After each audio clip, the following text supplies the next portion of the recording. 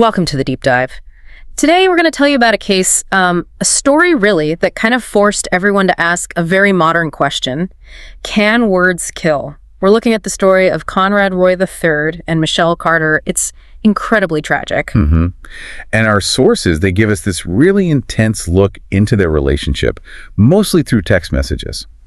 These messages, well, they ended up at the center of an unprecedented legal fight. Yeah, basically asking if text messages could be considered a weapon. It's a really sensitive topic, touching on mental health, obviously, but also digital communication and where lines get drawn legally. We have to be careful and stick to what the sources tell us about communication, responsibility, and failure. Definitely. Okay, let's unpack this. So the foundation here, you really can't understand the story without understanding the mental health aspect. Major depressive disorder, MDD, plays a huge role. Right. And MDD, it's not just feeling sad.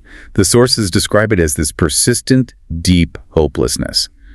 It often comes with physical things too, like changes in sleep, appetite, even feeling like your thoughts are moving through mud. That psychomotor slowing. And the causes are complex. There's the biological side, genetics, if a close relative has it, your risk is higher. And it involves brain chemistry, neurotransmitters like serotonin, dopamine. Yes, but it's often deeper. The sources mention things like the endocrine system, specifically the HPA axis, which manages stress, if that's out of whack. The HPA axis? Like the body's stress thermostat, right. If that's constantly triggered by trauma or really stressful events, those are the psychosocial factors that can mess with your brain chemistry. Exactly. And that combination, maybe a genetic predisposition plus significant stress or trauma, that can make someone really vulnerable. And with Michelle Carter, there's another layer. She also had a diagnosis of anorexia nervosa, AN, diagnosed young, around 8 or 9. Yeah, AN is described as this psychiatric disorder involving a really distorted body image, intense fear of weight gain, even when someone's already underweight. This leads to severe food restriction, sometimes other behaviors too. And Michelle was getting pretty intensive treatment for both MDD and AN by age 14. Medication, therapy. Which is key.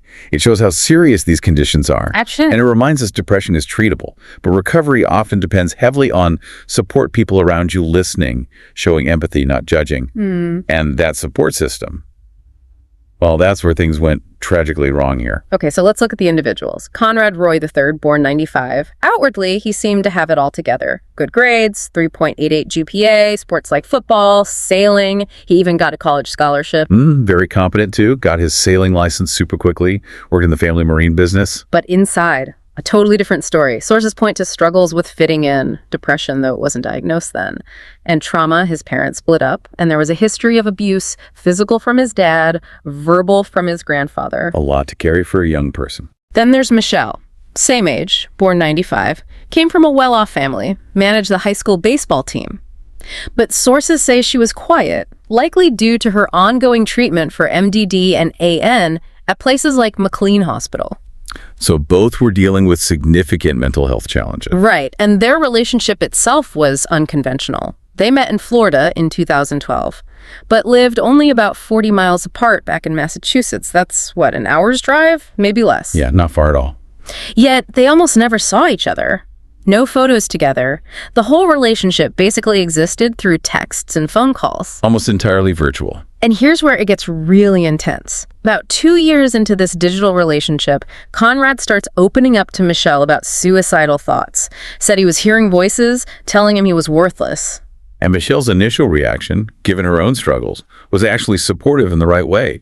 She really pushed him to get professional help, talked about her own positive experiences with therapy. But Conrad just wouldn't do it, said he was worried about privacy. Right, he kept refusing. So this went on for about 2 years, Conrad repeatedly talking about wanting to die. And then, in 2014, something shifted drastically in Michelle's responses. Yeah, the support just flipped. She stopped trying to talk him out of it. Instead, she started, supporting his plan. It's chilling. The sources show texts where she seemed to adopt this idea that, quote, love is doing what makes your man happy, even if it's wrong. They started discussing methods. Instead of focusing on help, the focus became the logistics of suicide. It's a really disturbing turn. Why? Why the change? The sources explored different ideas, maybe some kind of codependency developed, or maybe she got a sort of morbid sense of control or importance from directing his situation. There's this one text exchange the court focused on. Conrad texted her something about them being like Romeo and Juliet. Right, and Michelle replies, "I'll be your Juliet." But then Conrad points out, Uh-oh, they both die in that story, implying he thought she'd join him. In her reaction, she immediately backed off, made it clear she had no intention of dying herself. Yeah. That exchange really highlighted that this wasn't a shared pact. It was direction, control. Yeah, definitely not a shared pact. So fast forward to July 12th, 2014, the day it happened. Conrad spent the day with his mom and sisters, seemed okay, but was apparently texting constantly from his truck. That evening, he drove off, told his family he was just grabbing ice cream, maybe seeing a friend. The next morning, July 13th, his mom, Lynn Roy, reported him missing. Police found his truck pretty quickly in a Kmart parking lot. And inside, they found Conrad. He was deceased. The autopsy confirmed carbon monoxide poisoning. The how was clear. But the investigation immediately zeroed in on his phone, looking for the why. And Michelle's actions right after, kind of all over the place, very public grief. She organized a baseball tournament in his memory, started an anti-suicide club. She texted Conrad's mom, expressing how devastated she was that she couldn't save him. Even kept texting Conrad's phone after he was dead. But behind this public display, the police found everything on Conrad's phone. Those text logs. That was the key. The text laid it all out. Systematic encouragement, coercion, pushing him towards suicide. The volume of it is just shocking. The sources say in the week before his death, Michelle encouraged him to do it over 40 times. 40. And then came the absolute undeniable proof, the smoking gun, as they call it. Michelle confessed something crucial to her friend Samantha in a text message later. She admitted that during the act, Conrad actually got out of the truck. He was having second thoughts, stopping. Oh, wow. And Michelle admitted that she told him, ordered him basically, to get back in the truck and finish it. That text, it changed everything legally, didn't it? Completely. It shifted her role from just words to direct action, even from miles away. So that led to the charge. Involuntary manslaughter. Filed in juvenile court in 2015. Right. Involuntary manslaughter means a killing without intent or planning beforehand. The defense argued, look, she's a troubled kid herself. She was just going along with what Conrad had wanted for years.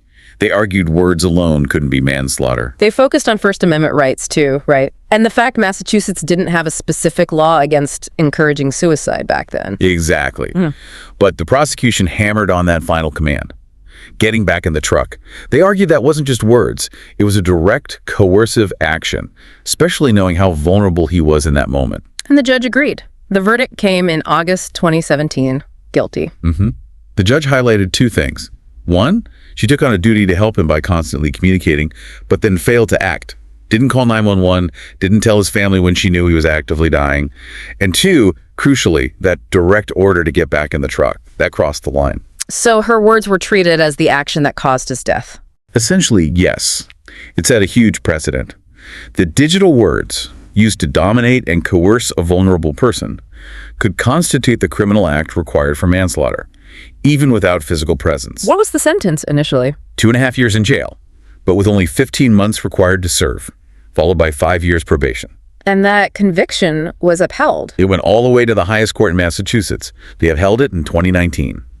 Her sentence was eventually just the 15 months jail time, and she got out a bit early for good behavior after about 11 months in January 2020.